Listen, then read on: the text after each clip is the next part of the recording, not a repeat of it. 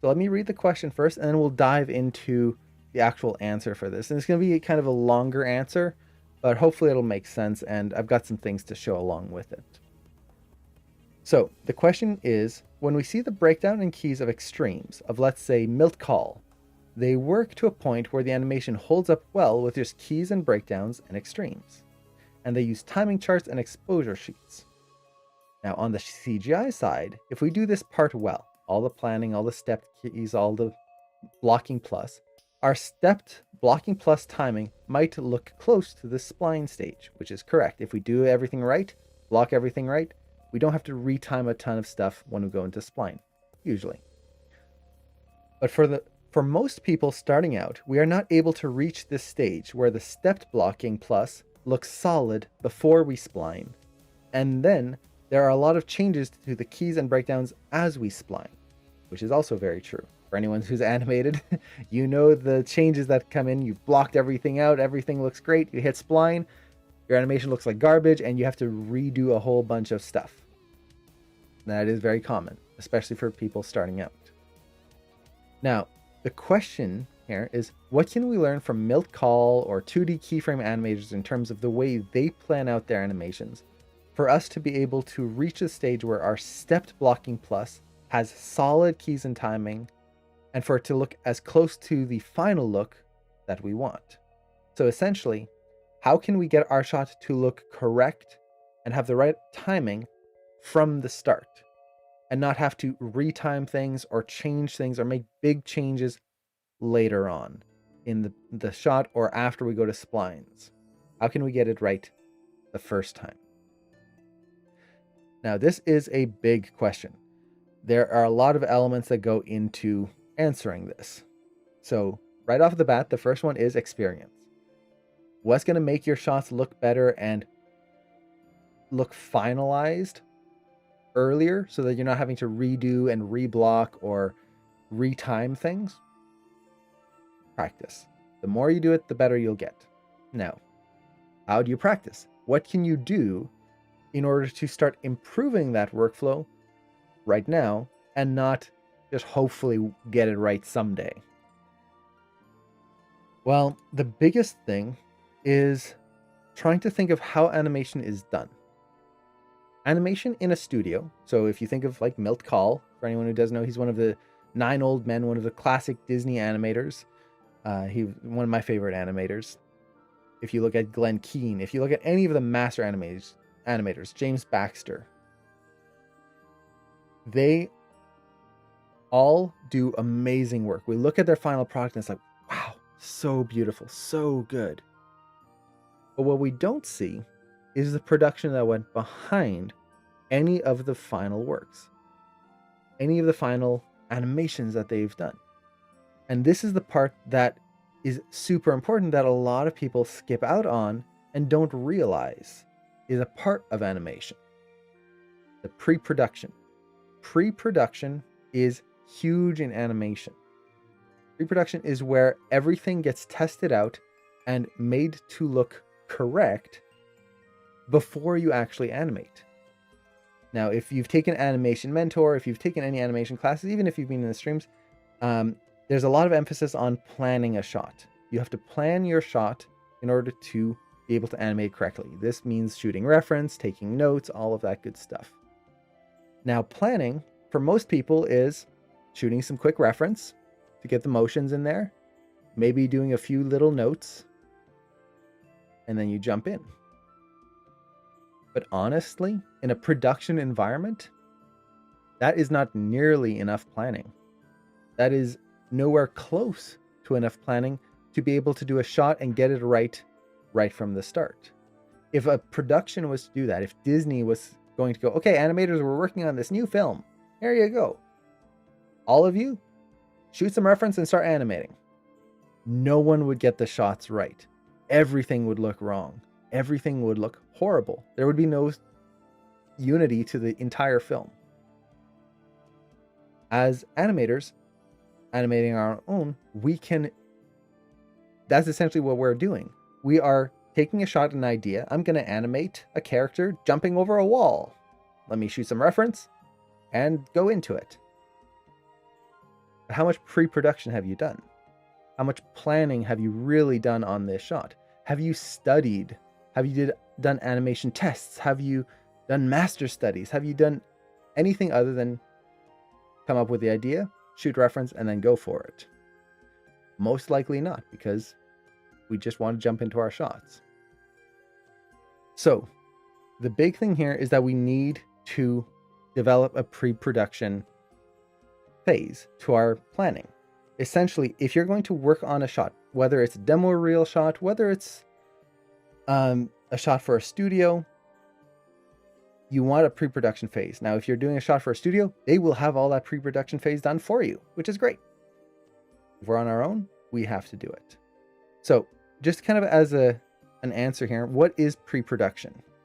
Well, pre-production is when the show discovers who these characters are. What is it that they're animating? So for example, this is some images from Frozen for the character Hans. And it's just pictures of the face, expression sheets, so that the animators know what does this character look like when they're smiling, when they're angry, when they're shy, when they're nervous, when they're scared. It's all figured out beforehand. Now, if I was an animator on that film, when I'm doing that scared expression, I am now not having to try and figure out, okay, how do I make this feel right? I just look at this and go, okay, here's that scared expression. Let me use this as a base and build off of it. So you are building off of work that's already done. And this happens in any film. So here's Kristoff. We've got Raya. They're pushing her facial expressions, her design. What would she look like in different environments? They do pose tests where they draw the characters in different poses, see how they would look in different situations. This is all stuff that we can do ourselves. So before you jump in your shot, figure out, how do you want to pose the character? How should they look in different situations? Figure out your poses first before you dive into actually animating. And you don't have to draw it out. You could do the pose tests in kind of real motion. So let's see, I think I had, where is it? Here. So this is from Mariah. They did a whole bunch of facial expression tests just to see how she would look in certain situations. It's not going to be in the final film at all, but they figure this out first before they get into actually animating the character for their scene. So let's say you're given an acting shot and you know that your character is supposed to look scared and then turn angry. Well, instead of starting to animate right away and hopefully figuring out how to pose an angry character and then a scared character, what if you just did some pose tests first? You know that you have to go from scared to angry and maybe some other emotion in between. Do a quick test of that. Just 24 frames. Do those poses. Make sure that, okay, I know how to pose this out. When you go into your shot and animating it, you're going to know what you have to do. And you're not going to have to figure it out on the fly, which usually means having to redo it when things don't turn out. So how much time do you think the animators had to do these tests? That I would not be able to say. For something like this, it could be like a day or two, something like that. Facial pose tests like this, they can take a long time. They can also not take too much time. I've done facial pose tests like this where I didn't end up splining it out, but I did, I think it was, what was it? 30 different facial poses and like trying to exaggerate and push the face and polish each pose as much as I can. I think I did 30 poses in like an afternoon or something like that. I never got the chance to animate it afterwards because I had to move on to another project. But the posing it out and all that, you can do that pretty quick once you get used to the rig. So yeah, I would say probably like a day or two for something like this. Maybe 3 days, 4 days, for if they take a little bit more time to polish things up. So yeah, do tests. So in terms of like learning how to pose and making sure that you're not having to redo poses all the time, what you want to do is do the pre-production phase, which is 1, master studies. First, learn what poses you're going to do. Again, let's say we have a character leaping over a wall. Don't just look at some reference and then start animating right away. Do some master studies. What poses will you need? What are the key poses? Character scrambling up, character sitting on the wall, character preparing to jump. What will they look like mid-jump? Do some quick master studies of that. What's the line of action? Where are the reversals? Understand the motion. Do posing tests, like what we're seeing right here. Pose out the character in some of the poses you feel like you're going to need in your shot. And it's tedious, but it means that you're going to understand the poses first before you jump in onto a 600 frame shot and hope for the best. And if something goes wrong midway, you've got to redo the whole middle section. You want to do character pose tests. This is especially true when you're doing acting, where you don't just do a character pose where there's just standing or doing an action. Try to sell emotion in this. So for example, in here, we are seeing them trying to push the emotional beats of the character and what would she look like in certain situations compared to other characters. She's going to have very different expressions than another character. So how can we make each character unique? Do animation tests, all of that good stuff. So we are trying to figure things out beforehand. Now, this applies to 2D as well. So for example, when they were animating on Tarzan, these are some animation tests they did. They weren't used in the film. They were just tests to figure out who these characters are, how they move, what's going to be the general posing they use. They are exploring things first before they dive into any actual animation. And there's no reason we can't do this for any of our shots. And honestly, I like to do this for a lot of my shots, especially if I'm animating something new. I will try to do a quick pre-production phase to try and understand what it is I'm doing, especially if it's something I've never done before. So that is the way to improve your posing. Master studies, all of this pre-production planning. This is also how you improve your timing and your spacing. So how do you get the timing for your shot right off the bat? How do you make that work so that you're not having to retime things a ton every time you go into splines or anytime you do anything? Suddenly you have to like shorten it or lengthen it, and all your timing always feels off. Well, the big thing is you need to learn, what's the right way to put this? You need to build this timing library in your brain, essentially, and try to figure out the common things that you will need for your shot. You don't have to learn all the timing in the world. If you're doing a character, again, jumping on a wall, you just need the timing for a character jumping onto a wall. That's it. So, how do you figure this out? Well, study reference. Frame through reference. Look at the timing of the reference. How long does it take for certain actions to happen? Go out and time things yourself. So if you can, try jumping up onto a short wall or something like that. Or if you're going to do a walk, time your own walk. And what I used to do when I was learning is I would just take a stopwatch and I would walk and I would just time out each step. And especially with your phones, you just have to use the lap function. So for example, let me grab my phone here. So just go to the timer, and then I'm just going to go to the stopwatch right here, hit start, and then there's a lap function. So now I would just kind of walk, and let's say imagine each step. So 1, 2, 3, 4, 5, 6, just walking along. And I time all of that out. And just with this, let's pause that. Each step took about 0.97 seconds. So 0.995, we'll say, which is just slightly under 1 second, which is 24 frames. So this would be about each step. It's a little slow, taking about, I would say probably 20, 22 frames, something like that. Now that's a very slow step. That's a leisurely pace right there. But now I've got my timing done. And you can do this with any action.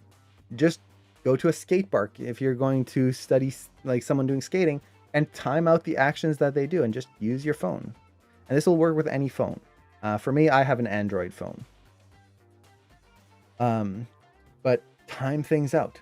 Again, look at a reference. Do it in real life, whichever. It's very helpful. You want to have that kind of understanding of what are the common amounts of timing for certain things. So a typical walk is 12 frames per step.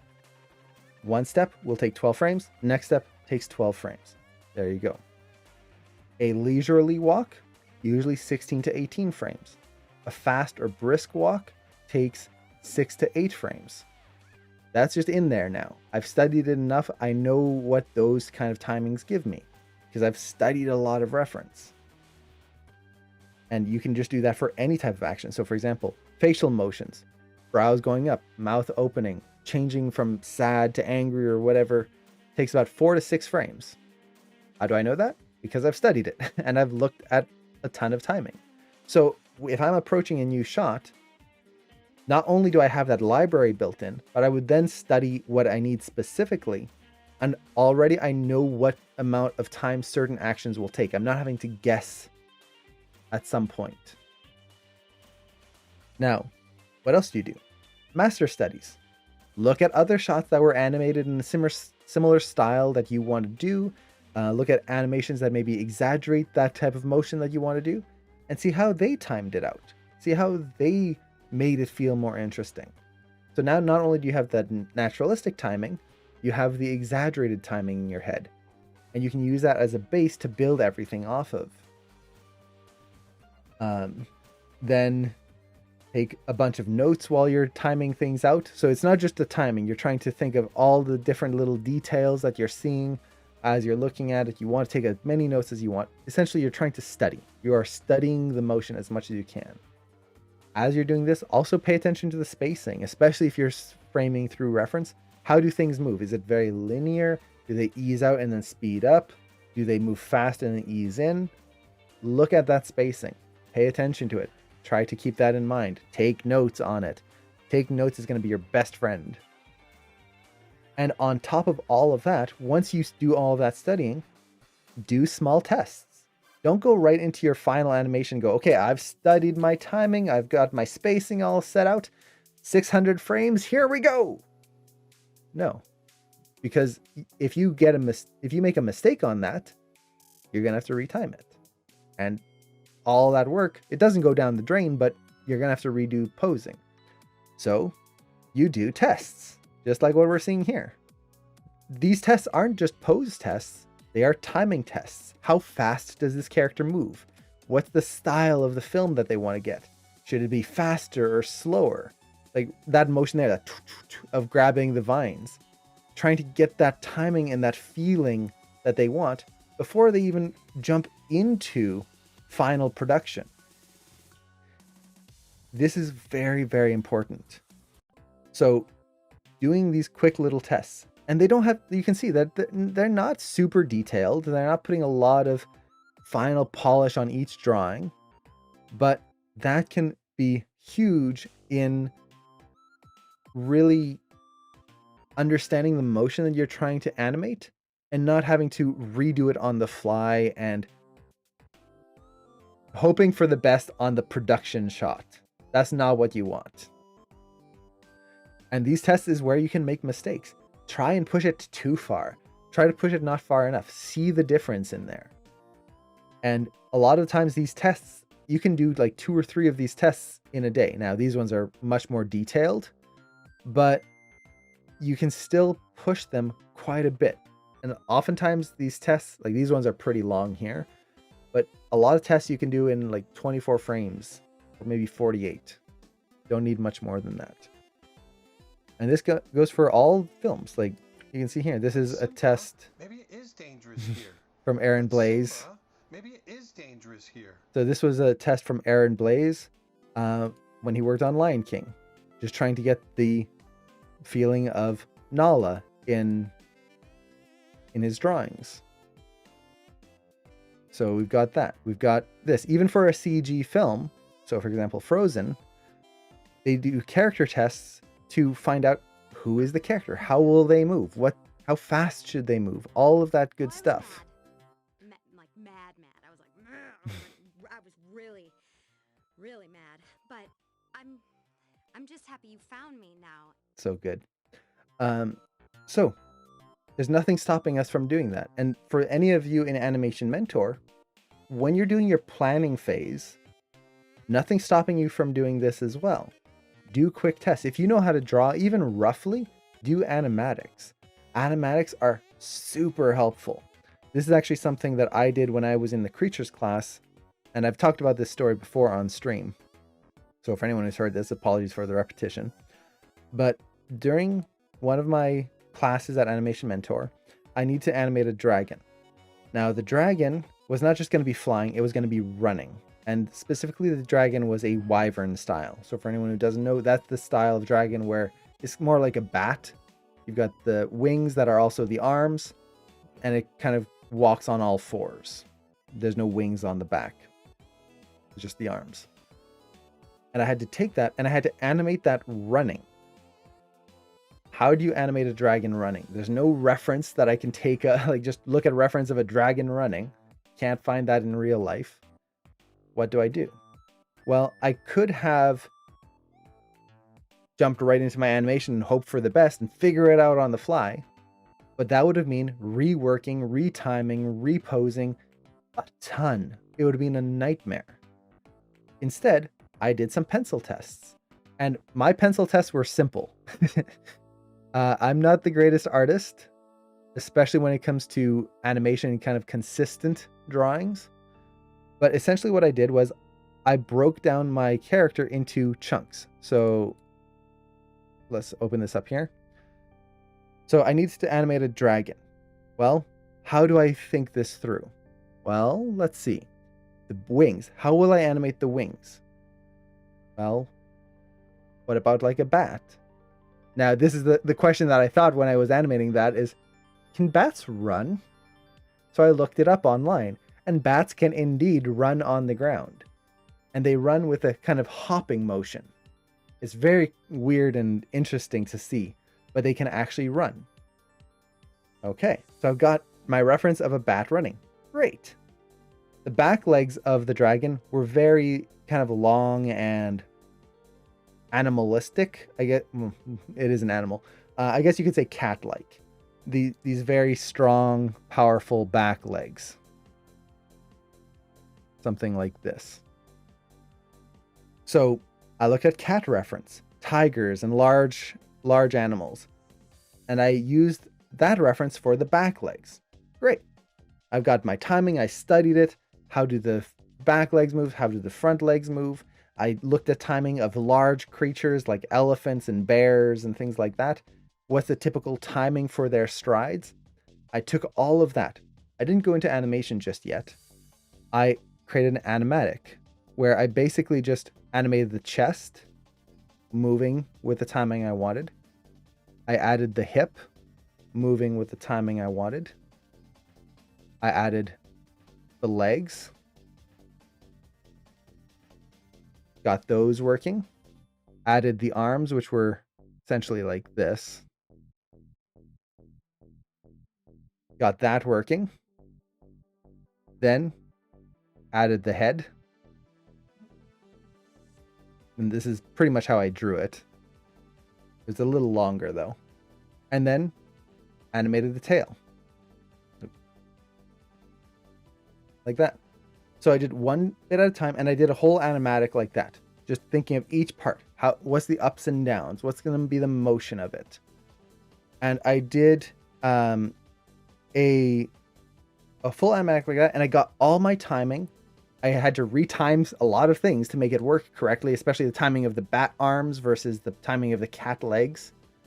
But in the end, I had all my timing, all my poses.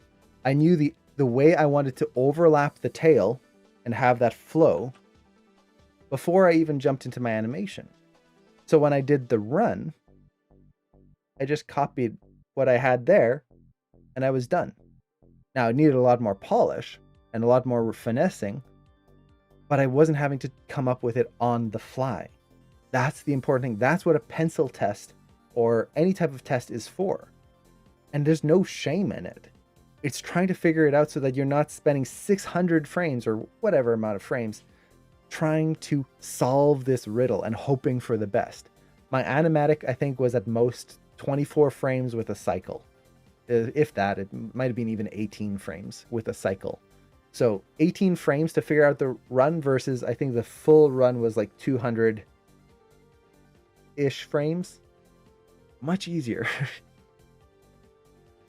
So do your tests. Figure out who your characters are. If you're doing a pantomime or an acting shot, try to figure out who your characters are. Like I said, do some facial tests. Just pose out the character. How do they stand? How do they emote? If you want your character to lean forward, how are you going to do that? Do these quick tests, figure it out, make your mistakes then. You jump in your shot, you're good to go. So that's the big key here, pre-production. And you can see that they do this in a lot of films. Like this is Moana. I am the ruler of this rock, an island of one. So take your canoe and go. They're trying to figure out how do they animate these characters? What's their personality going to be? All of this. Now this is way more above and beyond than we have to do typically for like a normal production. But the reason why these work is, the reason why the films come out so great and feel so alive and the characters feel so interesting is that they've already discovered who the characters are before they start animating them. They can make mistakes. They can make a production test like this, and maybe the character is like, oh, that's not right for who I want them to be. Fine. At least now I know what not to do. I love these tests. They're so good. So, yeah. And then here we have a CG version of that, where you've got an animation test for Wreck-It Ralph to try and figure out, well, how do they pose them? How do they make the poses feel interesting and like that old school gaming pose, very square, all of that good stuff. So pre-production, very, very important. Now, all of that said, the other thing about this is don't worry about getting it right the first time, because even with all of this testing, all of this pre-production that we've just done, it doesn't mean we're going to get it right the first time. Almost no one gets it right the first time. And in the question, they talked about Milt Kahl and all these greats where look at all of the stuff they do. And you see the pencil test that they've done. Like, just look at the pencil test we've seen here. Like, this is Glenn Keane. It's like, this is amazing. It's beautiful to look at. How did they get all the timing and everything feeling really good right there? Well, they erased a lot. There's a reason why they're drawing very roughly. Like, look at this. It's not clean, perfect drawings. They're drawing very, very roughly because they're erasing and retiming and reposing things as they work. And that's totally fine. As long as you have that structure to build off, you know what changes you need to do and how you can push it. But you're going to exaggerate poses even more. You're going to start animating, and as you go, you're going to come back to some previous pose and go, no, I could push that more. Push it a little bit more. No, I could retime this section a little bit faster. Retime it a little faster. There's nothing wrong with that. As you get more experience, that'll happen less and less, but that's totally fine. And if you look at a lot of kind of in progress work of different films, you'll notice that they do draw very, very roughly. Let's say just sticking with 2D. So here we have the Beast.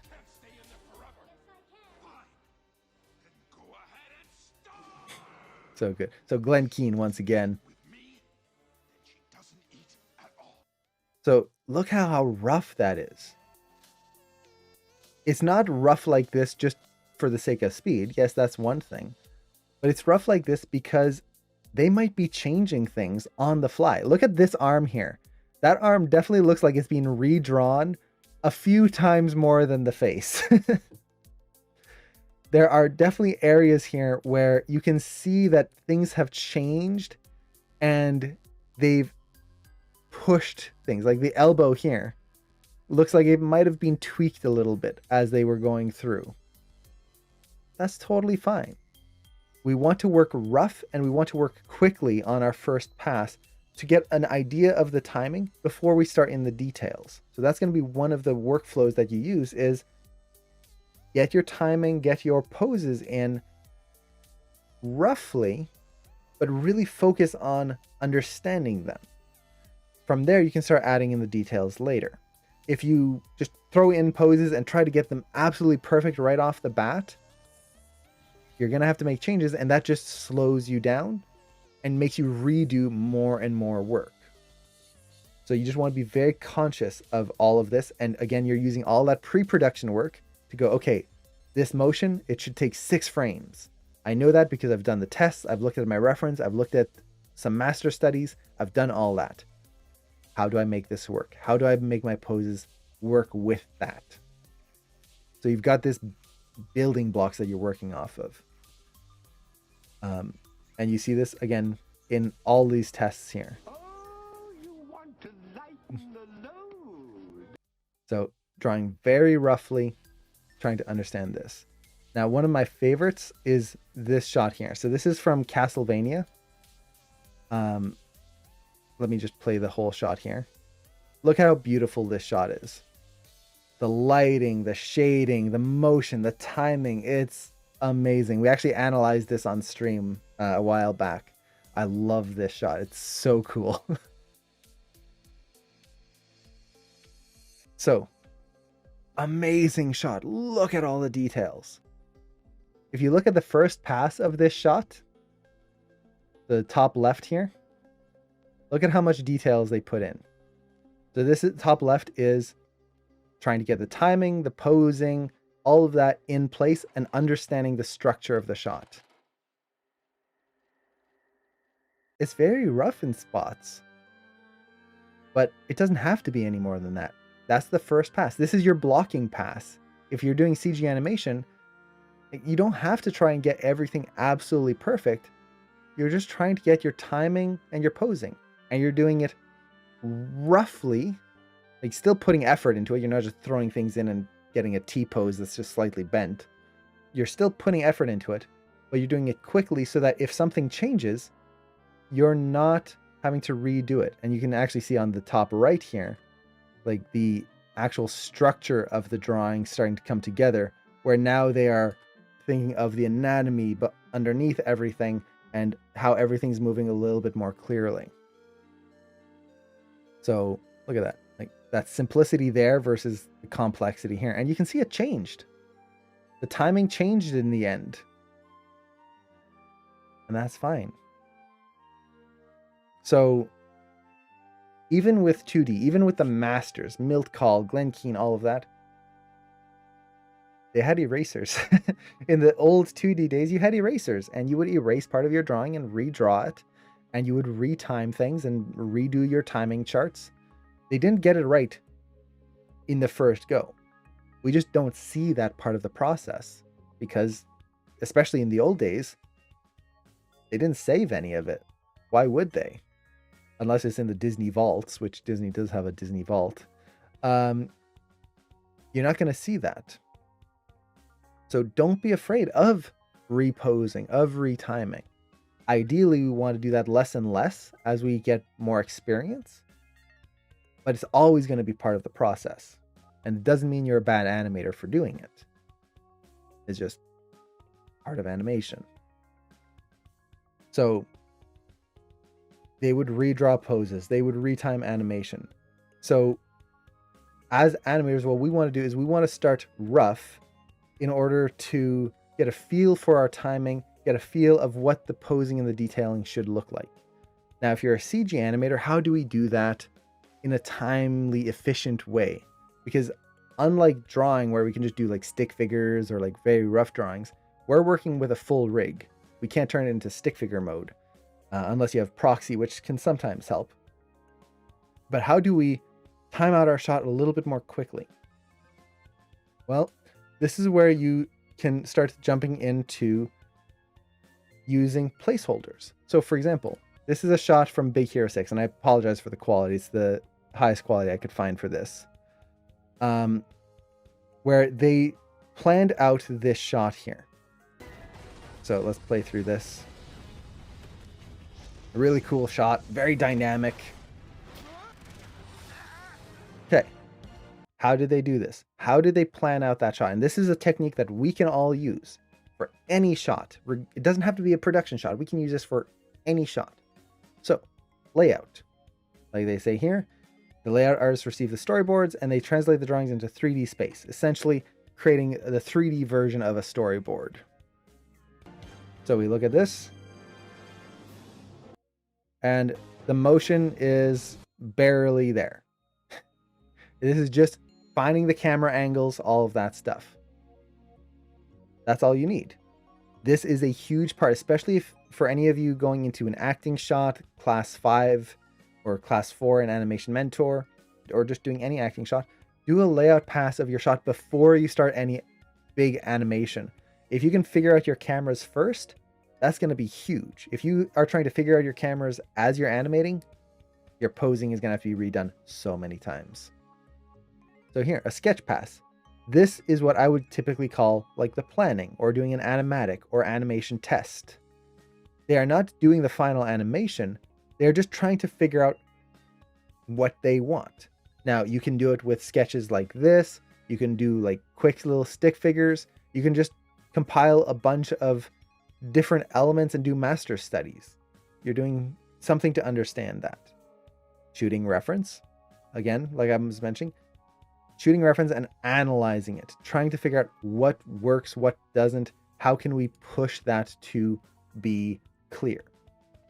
Now, this one here, this is one of my favorite parts, is in blocking, when you're trying to figure out the timing, don't just go straight into your whole character and move it through. Use a bouncing ball. There's nothing wrong with that. And I know many animators who do this. Animate your whole shot with just a ball going through the scene so you can get all of your timing in place. What that gives you is most of your large spacing, most of your timing, and from there you just put your character over top and you're good. You just have to worry about the poses. You don't have to worry about poses and timing and all of this other stuff all at the same time.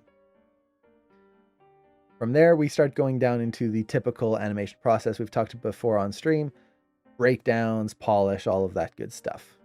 But all of that was built on the pre-production side of it. They didn't just go, reference, jump in, done. There were many steps before reference was even looked at. Now, do you have to look at reference in midway or at the beginning? Honestly, it's whichever works best for your shot. You might get inspiration from the reference to help you improve your shot. You might come up with an idea and then look for reference to match that idea. As long as you're going through the process, that's the important thing. So that's pretty much it. Now, to kind of summarize the questions, how can we get solid keys right from the start? How can we get our timing correct right from the start? Pre-production. That's the biggest thing. And pre-production is not just paintings and all of that. It's understanding who your character is. How are they going to move? What style do you want? What do you want the character to feel like in this moment? Understanding how the character is going to be posed so that you're not coming up with these on the fly on your production shot. We never want to do that. And we don't have to do that for our assignments at Animation Mentor or anywhere else. Our demo reel shots. Put some time into pre-production. It makes a huge difference. It really does. So hopefully that helps. Hopefully that answers the questions. And hopefully that was interesting. I did have a few other progression shots here. So this is another one I love, just before we leave off. So another good example of the animator not worrying about good, clean posing and just trying to capture the feel first. So here, Yes. Oh, thank hey, you. Thank you. this is I the knew I was storyboard, forgetting but you can something. see that they're Children. really thinking Yes. through the shot Thank you. first Thank you. I knew I was forgetting before going something. into the Children. animation. That pre-production helps so much. So, yeah, that's pretty much it. So that actually makes sense. But how would they switch the rig from the bouncy ball? You wouldn't switch it. You would just take your object. So let's say I've got my... You could switch it if you wanted to.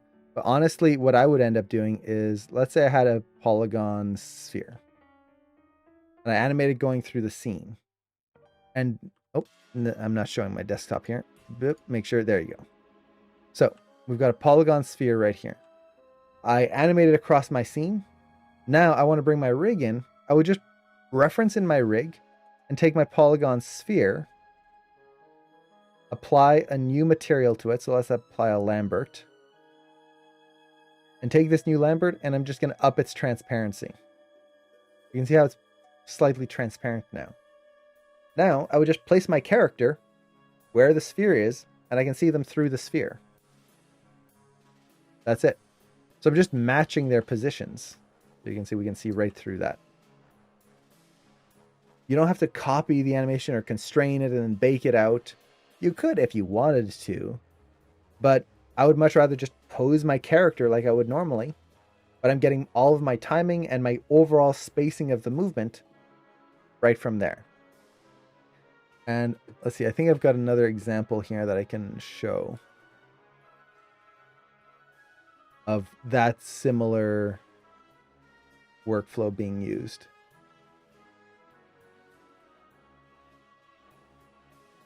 So this is a similar workflow where you have this quadruped animation here, which is really cool. Look at that, so cool. And the way they started this shot was that they just animated the... I think this is the wrong one. They just animated the body going through. This is another similar workflow. So you're just doing a quick layout of the overall motion, and then you add in the extra details afterwards. And that works really, really well because you can get your timing for the whole shot very quickly. And then from there, things will change. You can definitely see, like, from the first to the last, it definitely has some slightly updated timing to things. But it works. It gets you that little bit closer early on. So yeah, I would normally not bake things out. And then let's see, there was another question here. When you use the ball to establish the timing, do you then just place the character on top? Okay, same question. So yeah, I just turn down the transparency, watch where the character is going, and use that. And things will change. That's totally fine. And you can hide the legs or like put the character in proxy mode if you have. You don't have to just use a sphere. You could use a simplified version of the character as well. Let's see. One of the guys on my team animates like that, and he's so freaking fast. Yeah, it's a very fast way of animating once you get used to it. Because you're not having to, again, come up with things on the fly and hope for the best.